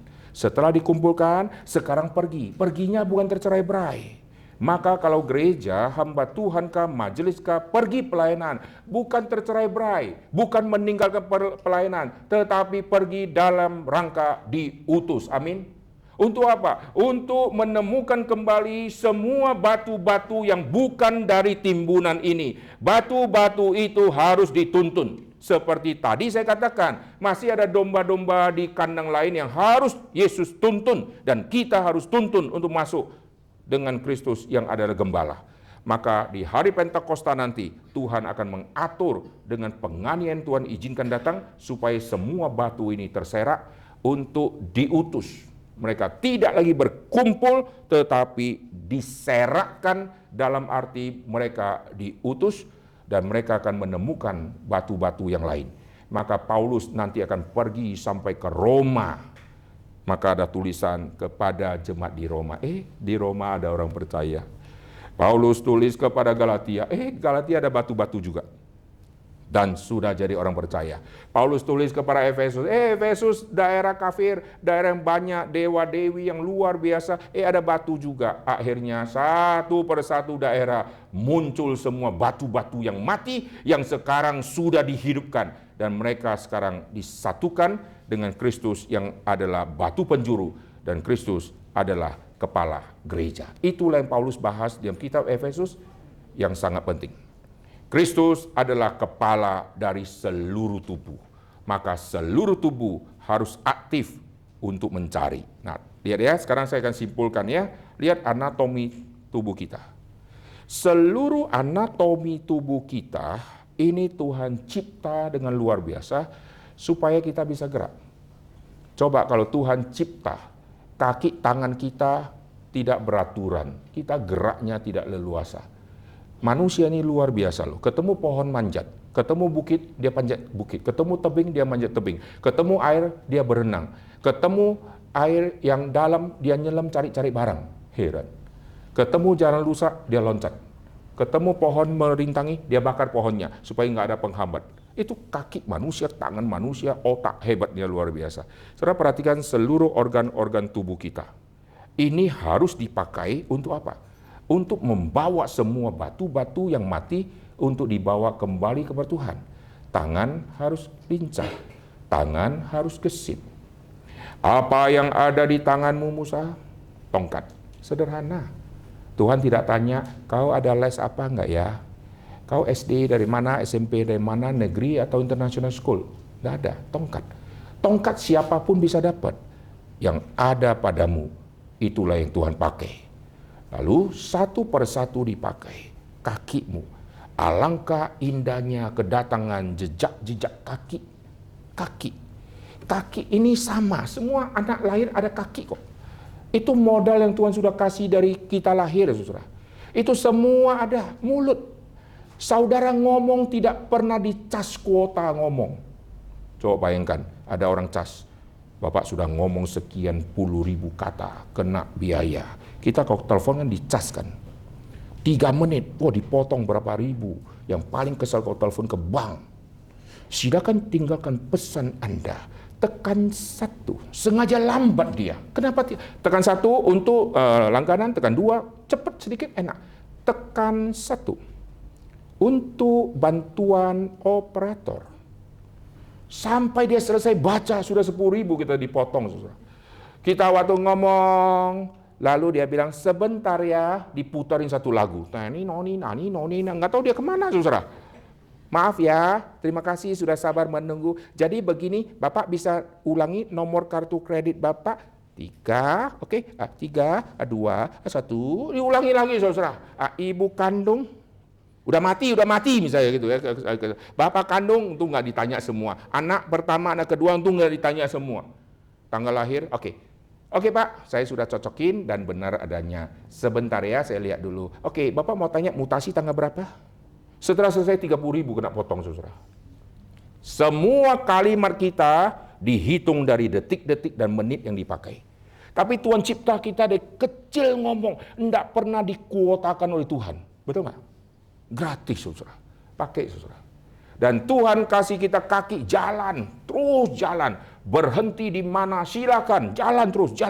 Kita naik mobil, berhenti, masuk ke ATM, keluar 3.000. Tukang parkir datang.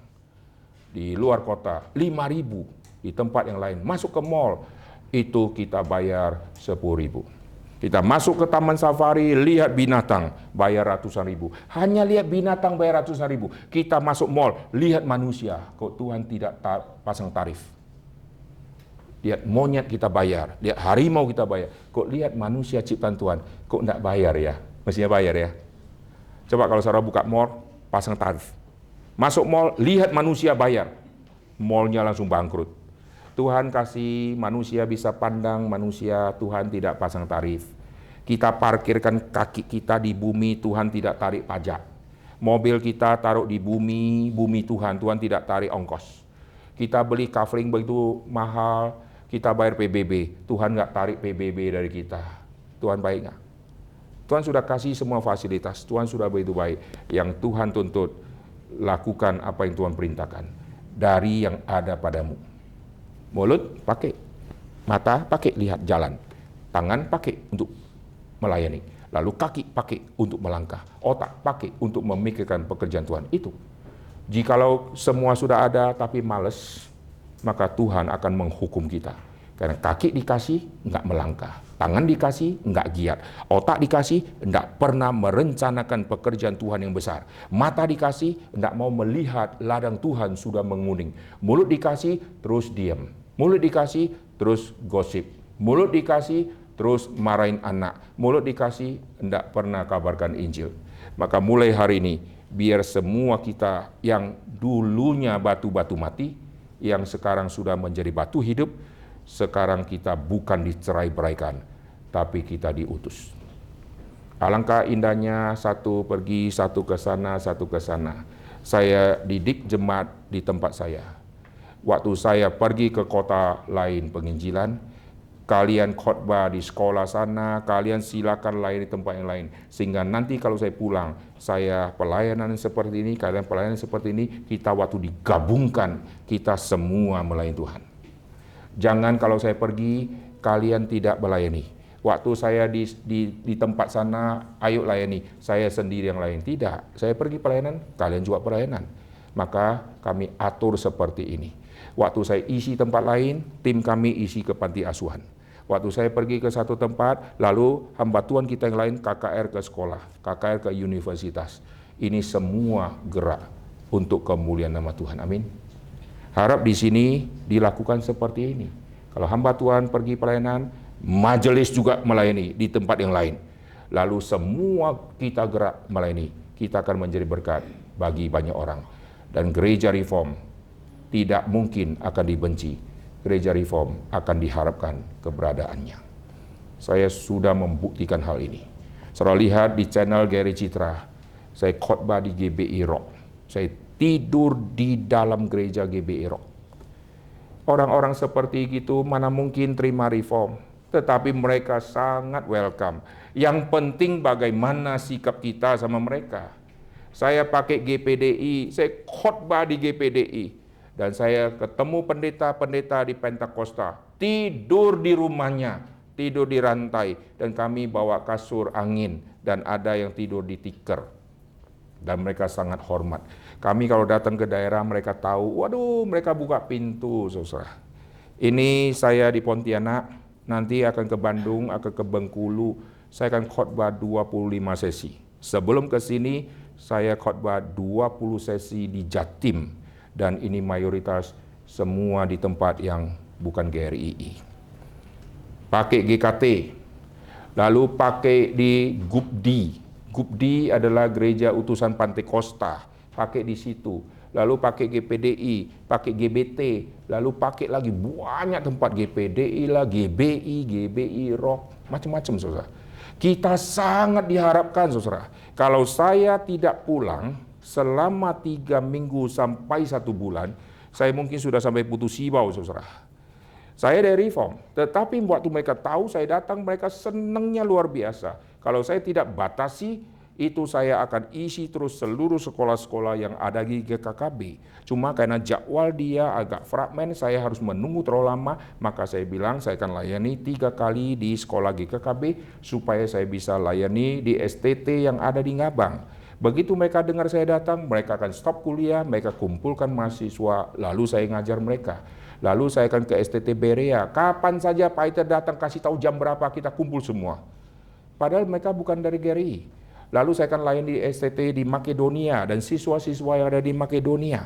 Kemana saja saudara, sangat-sangat di welcome. Karena kita adalah sama-sama batu yang hidup dengan mereka.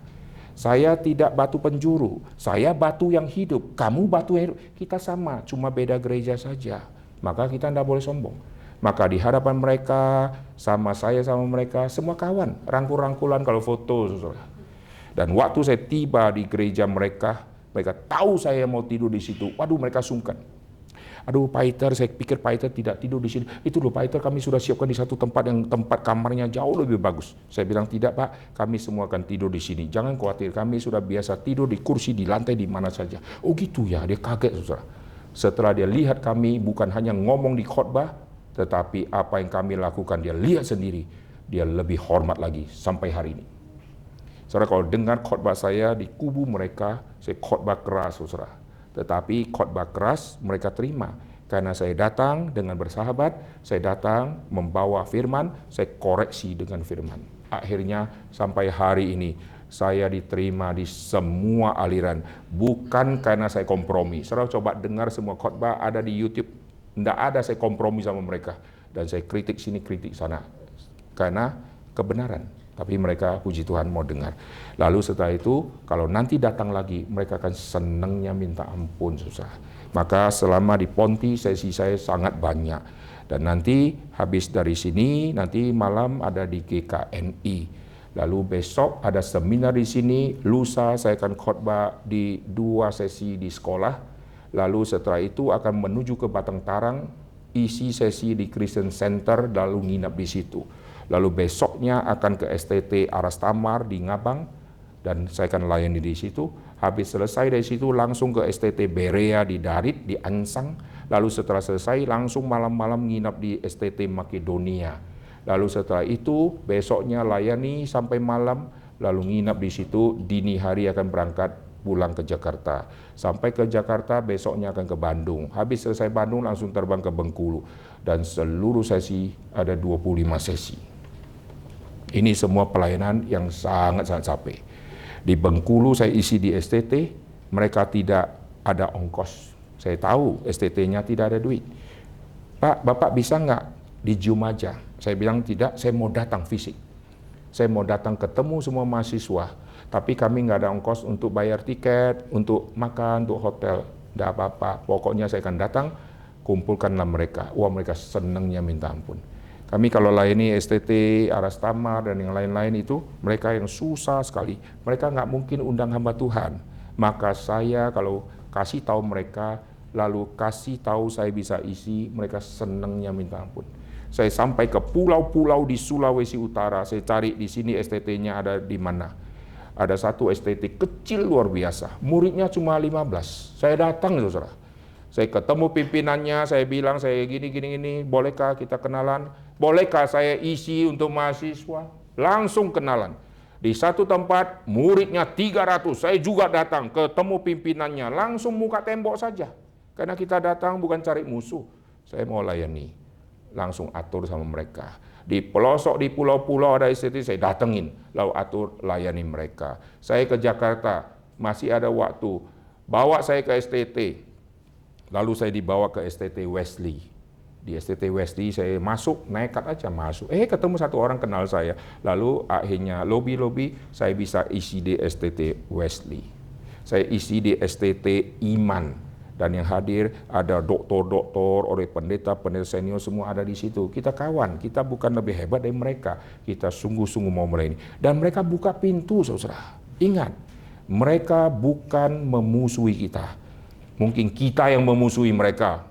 Karena kita tahu alergi. Mereka sangat welcome. Yang penting kita pintar bersikap dan menerima mereka. Saya sudah buktikan ini. Dan ada di YouTube. Dan saya live dari gereja mereka.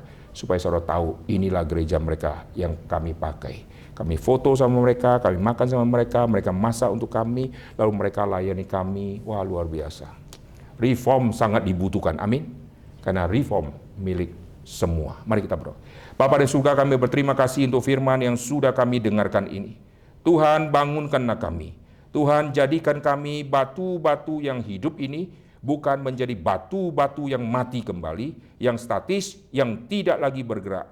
Jadikan kami batu-batu yang hidup, yang menjadi utusan Injil setelah hari Pentakosta. Seluruh bangunan yang hidup tersebar luas untuk menemukan semua batu-batu yang lain. Sehingga kekristenan maju luar biasa, orang-orang berkumpul, mereka memecahkan roti, mereka mengingat batu penjuru, mereka hidup berdasarkan ajaran Rasul dan para nabi, dan rohani mereka dibangunkan.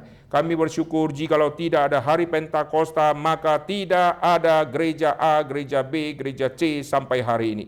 Tetapi seringkali setelah ada gereja, kami yang sudah dihidupkan, kami menjadi batu-batu statis di dalam gereja, sehingga kami sudah tidak berkembang, kami sudah tidak lagi melayani dengan leluasa, kami akhirnya berpuas pada apa yang sudah kami capai.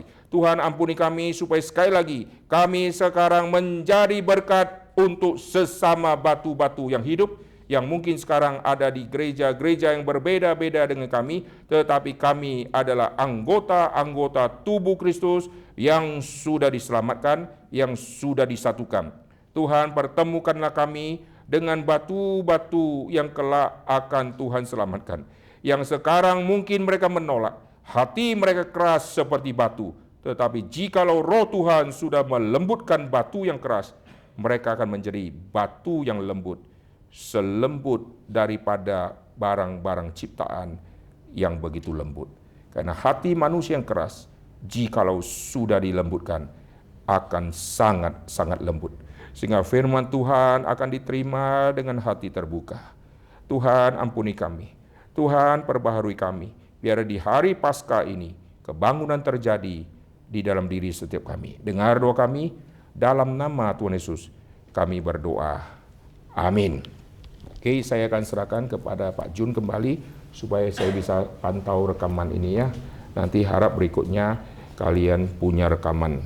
Saya kalau keliling, kami bawa PC, bawa modem, bawa monitor, bawa mixer, bawa semua alat-alat streaming supaya seluruh orang bisa mendengar. Kalau ini yang saya bawa sendiri, ini semua pakai Bluetooth. Oke, terima kasih.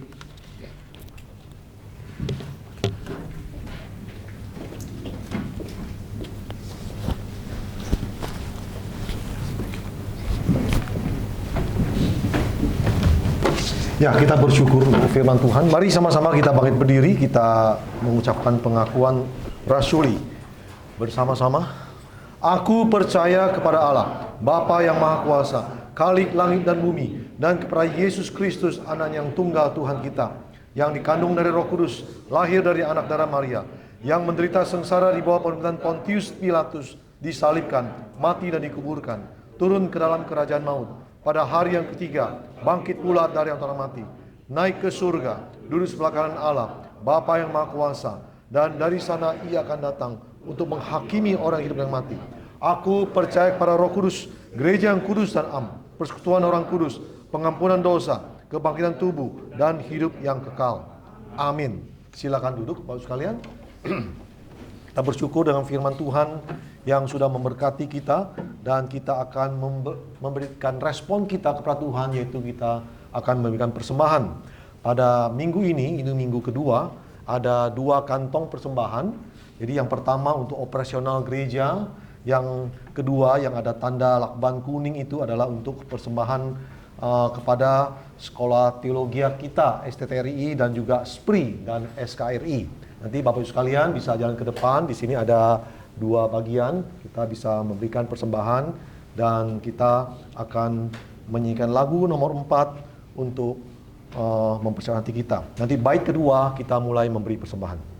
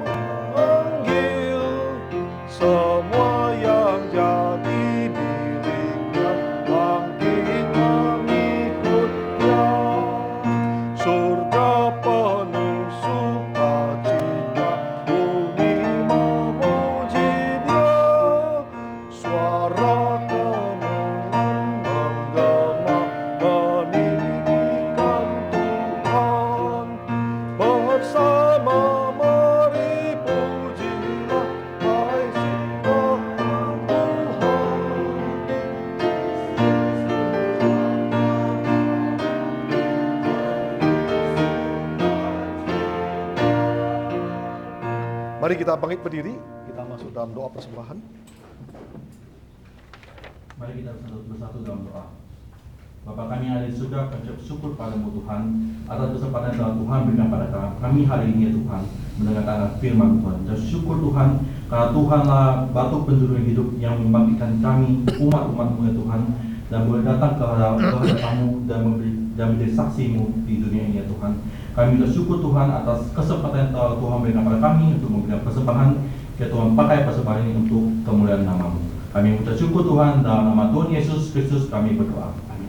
Kita masuk dalam doxologi, kemudian doa berkat akan dipimpin oleh Bapak The Tither.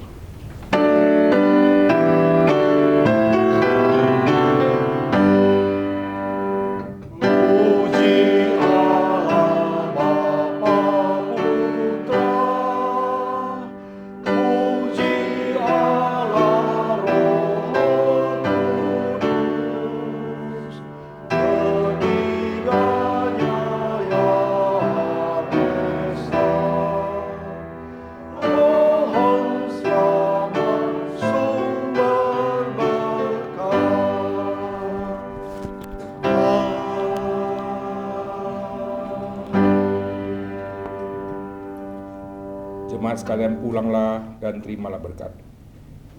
Kiranya cinta kasih, pengorbanan, penghiburan dari Allah Tritunggal, dari Allah Bapa, dari Kristus Yesus Tuhan, dan dari Allah Roh Kudus, Allah Tritunggal yang telah menebus, Kristus yang sudah mati untuk setiap kita, dan Roh Kudus yang mendampingi kaum-kaum pilihan. Allah Tritunggal akan menyertai, memimpin seluruh langkah hidup kita, diutus untuk mencari batu-batu yang terhilang, mencari domba-domba terhilang, untuk dikembalikan menjadi satu kawanan dengan Kristus yang adalah gembala, dengan Kristus yang adalah batu penjuru.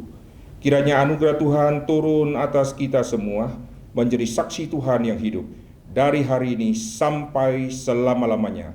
Amin.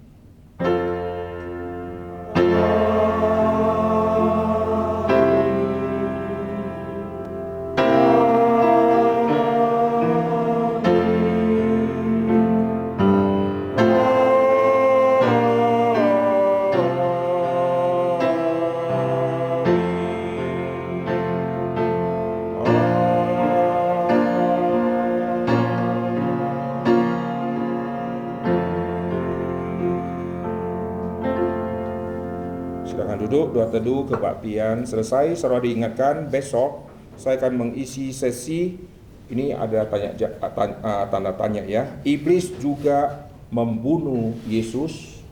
Tadi diumumkan, iblis juga membunuh Yesus. Mesti ada tanda tanya ya. Iblis juga membunuh Yesus. Ini besok akan disampaikan di sini dan jamnya 6:30 sampai jam 9. Ini tema yang sangat menarik. Saudara bisa dapatkan baik filenya ataupun yang lain untuk sebar ke teman-teman yang lain. Oke, Tuhan memberkati. Selamat siang.